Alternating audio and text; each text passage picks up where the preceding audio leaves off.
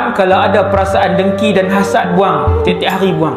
Antara cara untuk buang dengki dan hasad ini ialah kena bagi tahu kat nafsu kita bahawasanya kelebihan yang ada ke orang lain itu adalah atas urusan dan arahan Allah Subhanahu Wa Taala. Tuhan yang tetap. Bukan sebab dia cerdik, dia berniaga, dia kaya.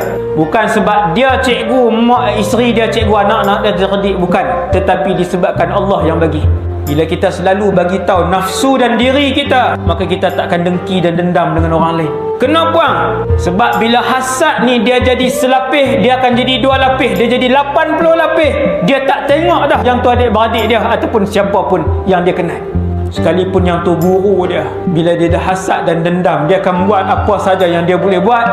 Bahaya. Hasad dan dendam ini memadamkan kebenaran. Dan penyakit itulah yang pertama sekali membuatkan iblis daripada ketua ahli syurga menjadi ketua ahli neraka.